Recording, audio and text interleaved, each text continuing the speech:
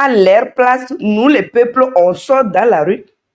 Parce que lui, il a peur, quand on veut sortir, il va faire sortir ces maudits militaires-là pour venir nous déranger, pour venir nous dire. En tant qu'un grand centre de police, il me dit, quand vous on sort, vous, quand les peuples sortent, et puis nous on vient, un quitter, deux quitter, trois quitter, si vous êtes là, nous on va commencer à tirer. J'ai dit, ah bon, donc c'est facile comme ça. C'est facile de tirer sur les animaux, quoi. Parce que nous, les peuples togolais, nous sommes devenus des animaux. Un quitté, deux quittés, trois, vous allez tirer. Est-ce que c'est bon, toi, directeur qui me dit là? Moi, vous me dites que moi, je ne suis pas allé à l'école, quoi là. Toi, tu es parti étudier là, sur ton papier là, c'est comme ça. Il dit, ah, si un enfant ne veut pas respecter, c'est comme ça, on va lui faire. J'ai dit, ah bon. Donc, vous, votre indication de police ou bien votre école des militaires au Togo, un quitté, deux quittés, trois, si vous êtes là-bas, nous, on va commencer à tirer. Mais ça c'est quoi ça là? Parce que quand nous, on sort dans la rue là, on sort avec quelque chose. On sort la main vide, donc vous aussi sortez la main vide comme nous. Non, non, non, on ne veut pas sortir la main vide. Ça veut dire que Fort Gnassingbé, l'argent du pays, lui, il a préféré d'acheter des fusils avec les balles pour tirer sur sa nation. Donc, il n'est pas un autre humain. Fort Gnassingbé, c'est un monstre. Ces militaires aussi, c'est les monstres, les polices, les militaires, les gendarmes, c'est les monstres seulement. Donc, vraiment... Il faut dire certains, ceux qui obéissent au régime, au lieu de servir le peuple togolais, c'est ceux-là qui sont des monstres, qui ne sont pas des humains. C'est ça que je dis. Hein. Voilà. Tout le Togo, les centres de police, directeur m'a dit, si nous on sort, il dit un quitté, deux quittés, trois quittés, ils vont commencer à tirer sur nous. Comment il a fait ses études jusqu'à il est devenu directeur de police à la GTPJ, il me dit ça.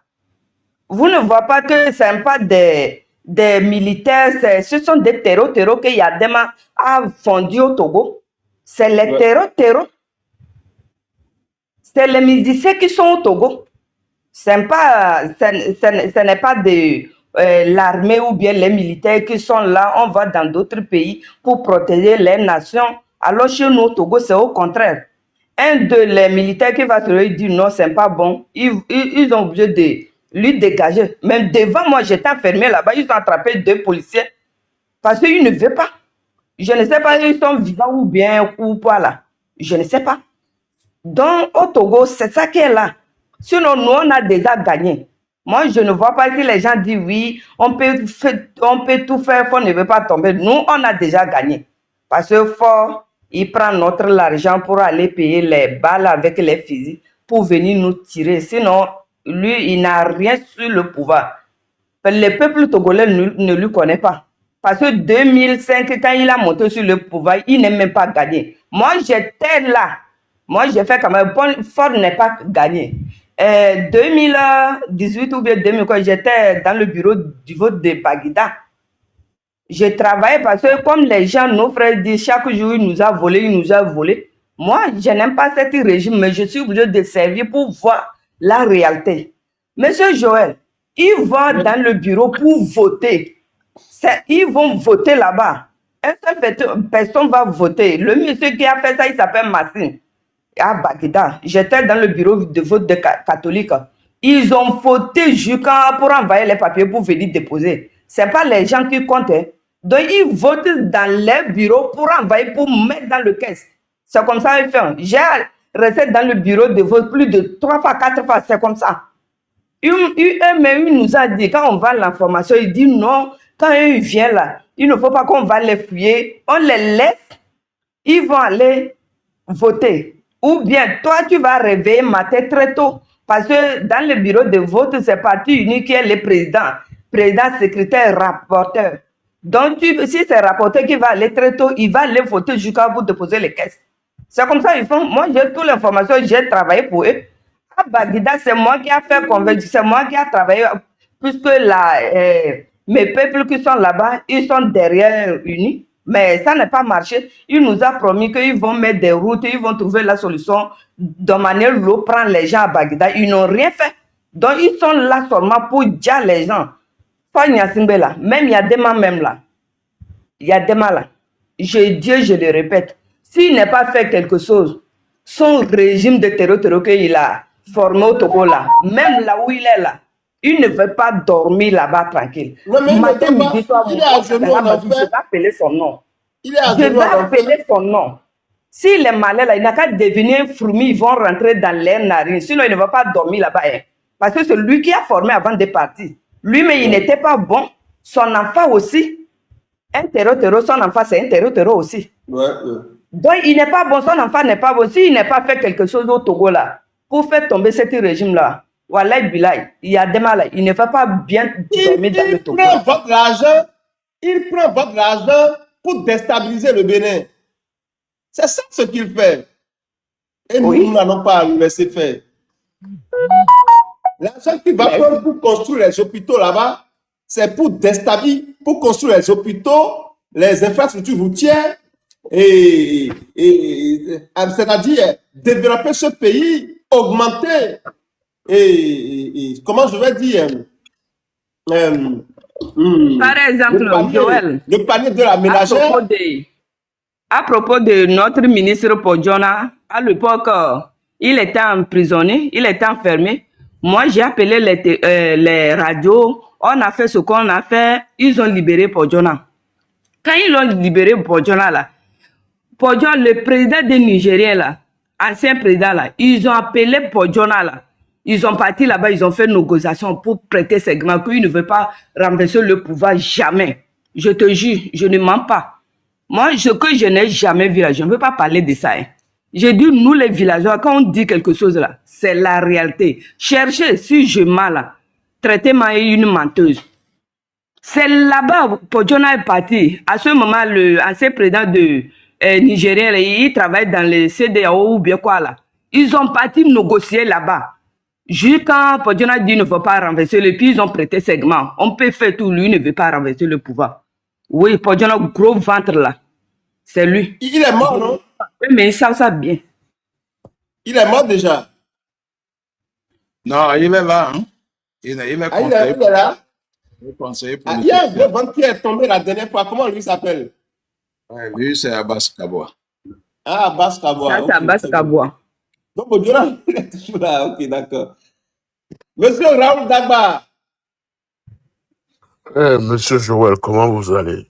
Joël, je peux poser ma question rapidement, s'il te Vous plaît? êtes prête? Ok, d'accord. Allez-y. Oui, Rapidement. Allez-y. Tonton Raoul, j'ai seulement une seule question. Tonton Raoul, je vous remercie la parole. Je suis désolée. Il n'y a pas de problème. Je veux remercier le commandant Amand. C'est la première fois de l'entendre parler sincèrement. Merci pour votre patriotisme. Je n'ai jamais su qu'il y a des militaires togolais qui sont patriotes. Donc, ma question à monsieur Olivier Amand, c'est de savoir si parmi l'armée togolaise, il y a vraiment les patriotes qui sont prêts lorsque le peuple sera prêt. Parce que une fois, j'ai entendu Ferdinand était dit qu'il y a certains militaires qui attendent le peuple, il y a le peuple aussi qui attend le militaire. Mais ma question, c'est que est-ce qu'on a des patriotes militaires qui sont prêts à être patriotes et donner leur loyauté au peuple togolais au lieu d'une seule famille qui est Gnassingbé?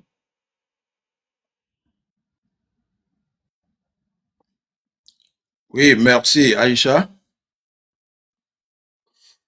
Ici, il y a des patriotes. Oui, il y en a toujours. Hein? Il y en a toujours, mais ils sont, je ne dirais pas cachés, mais ils font profil bas. Ils font profil bas. Vous savez, il y a beaucoup de choses que je ne peux pas mettre sur la place publique ici. Ce qui est sûr, vous savez, en 2017, quand il y avait les rues Grondet à Lomé, les patriotes aussi, ils étaient là. Il y a même d'autres qui montraient beaucoup de les chemins aux manifs, aux manifestants. Il y a d'autres qui empêchaient leurs camarades même de tirer. Il y a d'autres qui donnaient des informations. surtout les militaires de la communauté Tim, Tchamba, etc. Donc, les militaires même de la communauté d'en bas, du Togo, et ils ont fait des choses. Mais bon, nous, au niveau de la population, on n'est pas allé jusqu'au bout. Il faut atteindre un certain seuil avant que les mutineries déclenchent dans les casernes. Voilà. C'est quand vous atteignez un certain niveau que certains qui ne veulent pas continuer sur la population, c'est eux qui maîtrisent leurs camarades et puis bon, la mutinerie commence et puis ça aboutit à la chute des régimes. Par exemple, au Mali, dans d'autres pays. Donc, et nous, les Togolais, nous avons encore du travail à faire. Nous avons du travail à faire. Quand les gaz lacrymogènes explosent, faut pas que les gens se dispersent pour chercher le chemin des maisons. Il faut faire le combat dans les rues jusqu'à... Il faut être déterminé et engagé. C'est ce qui amène les militaires à suivre. Bon, si vous êtes fragile dans les rues et les militaires viennent et vous suivent et vous vous dispersez, mais ces militaires sont obligés de déserter parce que tu ne peux plus retourner au camp, tu seras surtout au Togo, tu risques d'être exécuté. Hein? Voilà. Donc, nous avons beaucoup de travail à faire. La sensibilisation doit continuer pour que les gens soient déterminés dans les... Aujourd'hui, nous, les jeunes de notre pays, je dirais que, je ne sais pas, il faut qu'ils redoublent de détermination, d'audace. C'est ce qui manque aux Togolais. Il faut avoir l'audace. Il faut avoir l'audace des jeunes de 1990.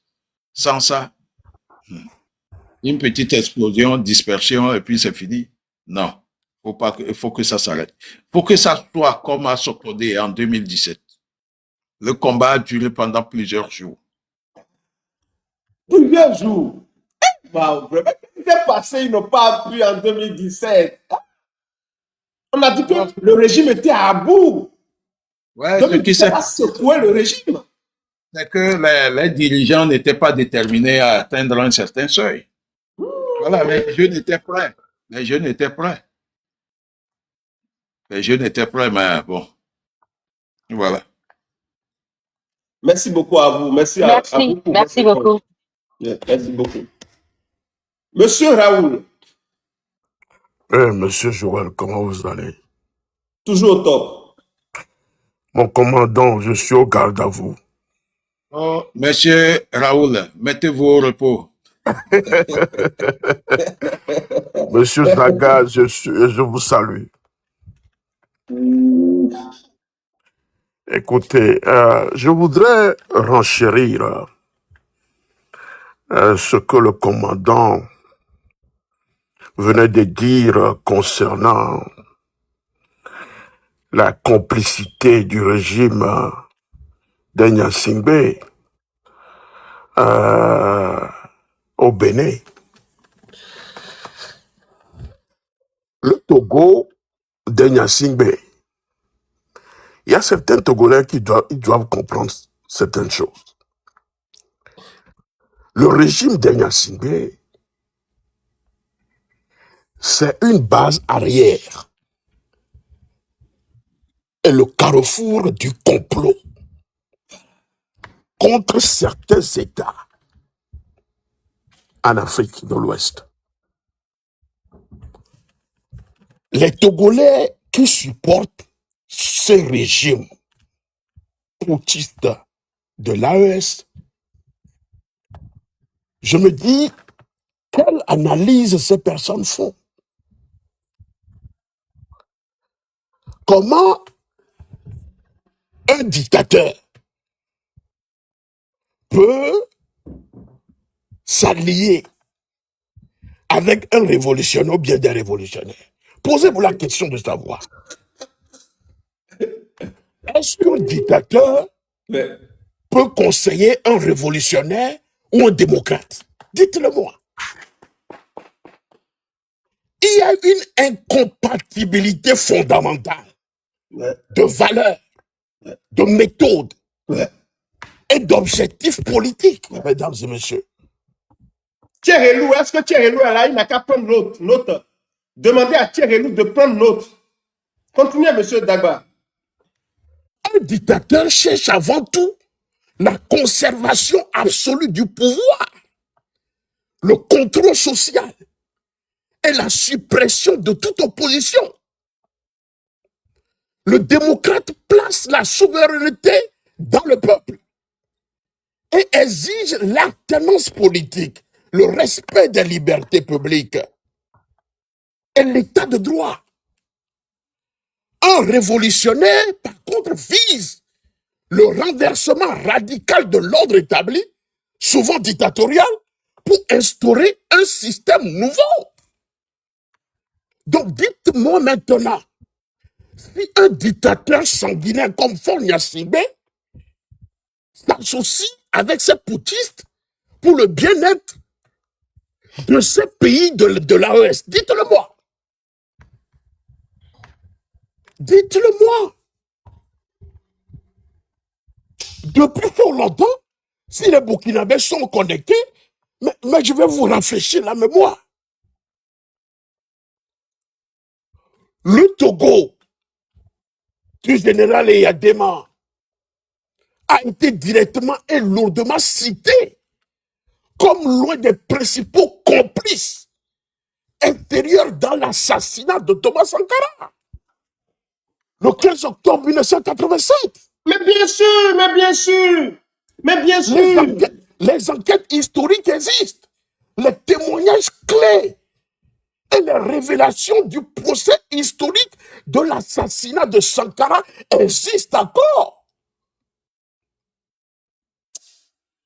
Mais qu'est-ce qui ne va pas? Et Eyadema est impliqué à travers plusieurs niveaux précis. Bien sûr. Wow. Dans le mois précédent le coup d'État de 1987, les relations de Thomas Sankara et le président togolais Gnassingbé Eyadema étaient extrêmement exécrables. C'est ça un révolutionnaire. C'est ça un vrai révolutionnaire. Eyadema est un pilier de la France-Afrique dans le temps. Mais bien sûr, merci beaucoup. Allié de la confiance de la France, de François Mitterrand, de Jacques Chirac. Ah, monsieur Raoul, mais vous là, où avez-vous étudié et où est-ce que Thierry-Lou, lui, a étudié? Il est un politologue. Non, vraiment, il y a des choses. Franchement, où avez-vous étudié? Parce que ce que vous êtes en train de dire, c'est cohérent. Mais Thierry-Lou, qui joue à l'intellectuel, mais qui raconte des bêtises. C'est vraiment dommage que des gens racontent des bêtises. Je ne sais là où ils ont eu leurs histoires. Vraiment.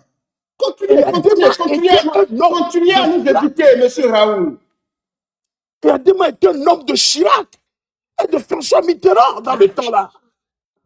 Et il percevait la révolution progressiste et anti-impérialiste de Sankara comme une menace de contagion idéologique directe pour sa propre dictature militaire. Eyadema a activement encouragé et soutenu la rupture entre Blaise Compaoré et Thomas Sankara. Gnassingbé Eyadema a servi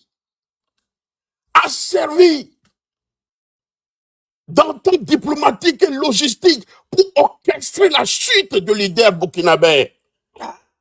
Que quelqu'un me dise le contraire. Voilà l'intellectuel. Quand M. Raoul va sortir et nous va te cacher. Voilà l'intellectuel qui connaît l'histoire de l'Afrique. Le régime Eyadema de Gnassingbé, ce sera un régime voyou, criminel. C'est ce que le commandant vient d'expliquer ici. Ils ont commandité des coups d'État en Afrique de l'Ouest. Il y avait eu des témoignages au procès et les archives déclassifiées. Le régime Eyadema a servi de plaque tournante logistique pour la conspiration de l'assassinat de Thomas Sankara. puisqu'il y a eu des réunions secrètes. Il y a eu des réunions secrètes au Togo. Et se sont tenues à Lomé 2, entre des émissaires de Blaise Compaoré, des agents de service de renseignement français, des GSE, des représentants de l'Ivoirien Félix Houphouët-Boigny et le dictateur libérien Charles Taylor. Et l'objectif de cet axe Abidjan-Lomé-Paris était de coordonner l'élimination physique de Sankara pour remplacer et pour replacer plutôt le Burkina Faso dans le giron des États africains conservateurs alignés sur l'Occident. C'est ça la vérité. Qu'on ne nous raconte pas des balivernes, des sottises. Vraiment. Ces voyous de l'AES ne sont pas des révolutionnaires. Non, c'est des Ils ne voyous. sont pas des révolutionnaires. Ils sont même indignes. Aujourd'hui, monsieur Ibrahim Traoré ose. Il ose dire que lui, il est un sankariste. Non, Tu fais ami avec des gens qui ont assassiné Thomas Sankara. Et justement, tu dis que tu es un révolutionnaire. justement, Mais Thomas c'est une Sankara honte. est marxiste. Thomas Sankara est marxiste, né Lénine. C'est du foutaise. C'est de la pure foutaise. Ces gens qui racontent du n'importe quoi. Il y a eu des preuves que le régime d'Adema a participé à l'assassinat de Thomas Sankara. Plusieurs témoignages militaires burkinabés durant le procès de 2021-2022 ont confirmé la présence d'un commando d'élite togolais ou de mercenaires transitant par le Togo, prépositionné à Ouagadougou le 15 octobre 1987. Et ces éléments extérieurs avaient pour mission d'appuyer le commando burkinabé de Chibet. Monsieur Raoul, merci beaucoup à vous. Monsieur Thierry Lou doit aller à votre école. Au moins, il faut l'appeler pour l'éduquer. Ce monsieur, il manque cruellement d'éducation. Oui. Il manque cruellement d'histoire. Oui. Franchement. Oui. C'est des gens qui ne font pas de recherche. Qui ne font pas de recherche. Merci beaucoup à vous, monsieur Raoul Dagba. Thierry Lou, mais il est nul. Il faut supporter pas Yassimé. Il ne faut pas de recherche. C'est la même chose aujourd'hui. C'est la même chose que font Yassimé en train de faire. Même moi, le petit Joël qui n'est même pas allé à l'école, il a fait un débat ici avec moi, mais je l'ai décapité. Parce que je me rappelle. Il n'est pas instruit. Je me rappelle très bien. Je me rappelais. J'étais connecté le jour-là. Vous l'avez complètement mis à terre. J'étais là. Un intellectuel taré qui parle de révolution électorale. Non, j'étais là. C'est du n'importe quoi. Non, soyons sérieux. Et au lendemain de la mort de Sankara, le régime Eyadema a été loin des tout premiers à reconnaître officiellement le régime de Blaise Compaoré. Et le Togo, sous l'égide de Eyadema, a immédiatement ouvert ses frontières et fourni une aide diplomatique pour légitimer Compaoré. Oh, ce monsieur, il est instruit. Il a les informations. Non, sérieux. Il ne faut pas venir sur les antennes raconter du n'importe quoi. Vraiment. Raconter des histoires à dormir debout. Soyons sérieux. Nous avons un régime autocrate, dictatorial et sanguinaire au Togo. Mais on voudrait juste éliminer Talon pour mettre un militaire là-bas à la tête du Bénin. Merci beaucoup à vous. Pour faire des affaires avec l'AES.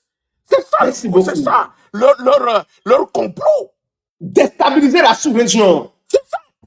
Et ces Togolais qui soutiennent l'AES là, posez-vous la question de savoir pourquoi le Togo et le Niger ont-ils tenté d'abattre le régime de Patrice Talon. Pourquoi? Posez-vous ces questions. Parce qu'il y a des indices. Il y a des indices qui existent, qui ne révèlent que de la paranoïa et d'une convergence d'intérêts trop parfaite pour être fortuite. Soyons sérieux. Et le premier acte de ce thriller politique, c'est joué à Niamey. Non, c'est-à-dire que soyons sérieux. Oh, Soyons mais sérieux. vous êtes un cadeau pour le Togo. Soyons sérieux. Soyons Vous sérieux. êtes un cadeau pour le Togo. Tchérélou est une malédiction pour le Togo. Ce coup d'État a été bien planifié. On y a si bien impliqué. Il est impliqué parce que Niamey n'a pas accepté l'étranglement par les sanctions post-coup d'État de 2023 et le blocage prolongé de son pétrole par le Bénin. Donc le régime militaire du général Tiani avait un motif évident pour éliminer Talon. C'est ça. Non, mais qui a monté Tchérélou? Tchérélou, ce débat n'est pas pour lui. Il doit rester dans les commentaires pour prendre des notes. Ne le montez pas ici. Mais s'il Il vous veut plaît. installer un régime militaire à Cotonou pour s'offrir un accès direct à la mer, briser l'encerclement de la CEDEAO et légitimer l'alliance des États de Sahel. C'est ça. Il y a eu des interceptions de communication reliant les mutins et des cercles nigériens. Et la rupture historique des relations diplomatiques atteint le 1er janvier 2026 démontre que pour Cotonou, la ligne rouge de financement et du parrainage politique a été franchie. C'est un acte qui a été bien orchestré. C'est bien orchestré pour liquider Talon et mettre un militaire à la tête du Bénin. Pour traîner notre pays dans la boue. On a tellement fait de sacrifices ces 10 dernières années pour construire notre pays, pour arriver à ce niveau. C'est ça. Mais ces incompétents vendeurs d'illusions, ils sont jaloux de ce que nous avons accompli. Soyons sérieux. Soyons sérieux. Comment est-ce que ce tigre-là a pu traverser les frontières et trouver refuge à Lomé 2? Lomé 2, un centre. Alors que le Togo est dans la CEDEAO avec le Bénin. Vous imaginez? C'est ça. La CEDEAO, mais c'est un marché de deux pas. Le Togo est dans la CEDEAO avec le Bénin. Et pourtant, le Togo ouvre sa frontière à Tigri. Tu vois ça? Vous voyez ça? Pose la question au commandant Olivier. Lomé 2 est un sanctuaire ultra sécurisé du pouvoir togolais. Vous voyez ça? Et le mutisme même de Faure Gnassingbé face aux demandes d'extradition béninoise résonne dans toute la sous-région comme un aveu de complicité passive. C'est une complicité passive. Soyons sérieux. Faure Gnassingbé joue le même rôle que son papa. Déstabiliser la sous-région et se maintenir à la tête du Togo par la force. C'est ça. Il veut diviser même la CEDEAO. C'est lui. Il veut créer une zizanie pour empêcher la démocratisation de tous les pays de la CEDEAO. Parce que si tous les pays de la CEDEAO retrouvent la démocratie, son pouvoir est menacé. Donc, Très bien, M. Joël. Très bien, M. Joël. Très bien, M. Joël. Vous venez de répondre à la question. C'est ça. C'est son plan. Diviser la CEDEAO. La CEDEAO est déjà divisée. Diviser. C'est son plan pour se maintenir au pouvoir, pour légitimer son pouvoir césarien. C'est ça. Tout l'argent, vous savez, le régime togolais est tellement puissant parce que tout l'argent du Togo est utilisé pour la corruption, c'est-à-dire pour intéresser les gens, pour acheter les consciences, pour la déstabilisation. L'argent facile est donné au lieu de se concentrer pour construire ce petit pays. Au lieu de se concentrer pour construire ce petit pays, ces gens-là sont tellement mauvais qu'ils peuvent prendre l'argent des Togolais pour dilapider un peu partout, juste pour se maintenir au pouvoir, juste pour conserver le pouvoir. Justement, justement, c'est ça. C'est ça. Donc, ce coup d'État manqué révèle une guerre froide ouest-africaine.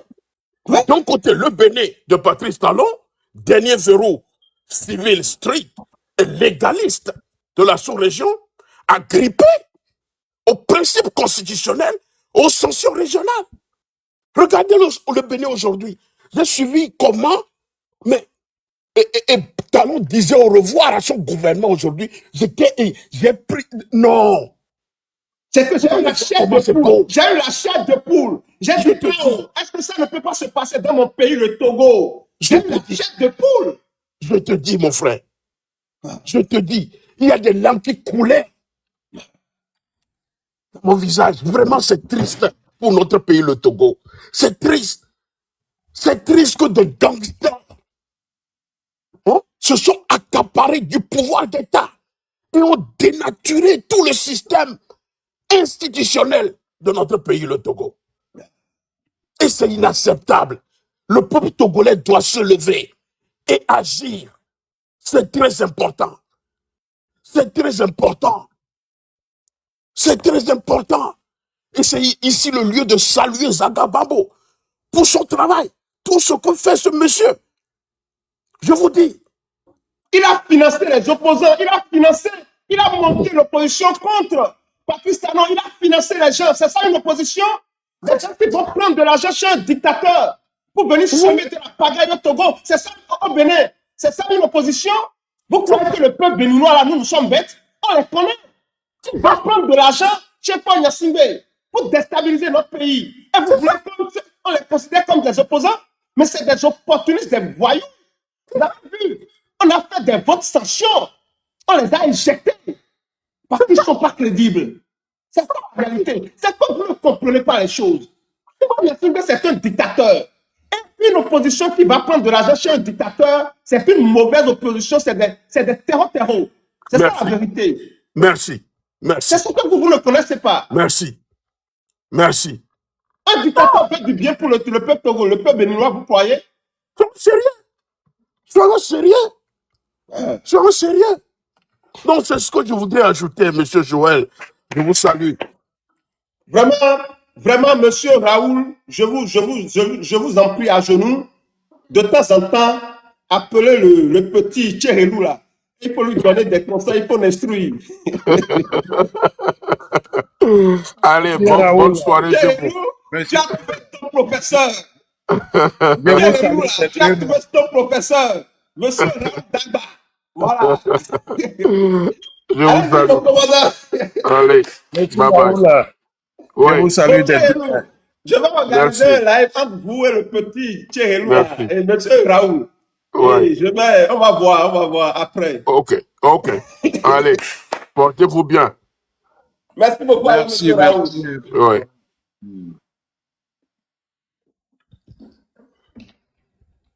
Non, soyons sérieux. Les gens parlent de l'opposition. Que non. Je vous dis, hein, une vraie opposition, là. Quand on parle d'une opposition, c'est des gens qui ont la conviction. Quand on parle d'une opposition, vous avez une conviction. C'est soit vous aimez la démocratie, soit vous êtes des écologistes. Vous avez une certaine conviction. Mais des gens qui n'ont aucune conviction, je parle de ceux-là qui se faisaient passer pour des opposants au Bénin. Ils n'ont aucune conviction. C'est seulement l'argent qui les intéresse. Et ils vont prendre de l'argent à Lomé pour déstabiliser le Bénin. Et pour vous, c'est ceux-là on va considérer comme des opposants ou bien comme des terreaux. Mais il y a quelque chose qui ne va pas chez vous. Mais monsieur, le commandant vient de dire que cela ne date pas d'aujourd'hui. Même au temps du président Soglo, les gens sont partis à Lomé pour prendre de l'argent. Et c'est ça qui lui a permis de renverser le président Soglo. Soglo a fait seulement un seul mandat. Vous croyez que le monde évolue? Une nouvelle génération est née. Nous, on a élu le président Patrice Talon démocratiquement. S'il vous plaît, on ne va pas laisser n'importe qui. Un dictateur voyou déstabiliser notre pays. L'heure de la manipulation est terminée. Ce ne sont pas des opposants. Des opposants qui n'ont pas de conviction. Je vous rappelle, imaginez, Le Bénin, lorsque le Bénin a eu le projet de Gros Djibé, la GDIZ, Gros Djibé, notre centre industriel, la Banque mondiale a refusé. La Banque mondiale a refusé de financer ce projet. Le FMI a refusé de financer ce projet. Patrice Talon s'est entêté. Il s'est entêté, il a fait tout ce qu'il faut pour réaliser ce projet. Aujourd'hui, la Banque mondiale et le FMI collaborent avec le Bénin dans ce projet. Je vous dis, au même moment, nous avons des opposants qui ont demandé à la population de ne pas commercialiser sa matière première, ses produits vivriers à Gros Djibé, de ne pas leur vendre leurs produits là-bas. On a créé une industrie aujourd'hui qui emploie des milliers de Béninois. Des milliers de Béninois.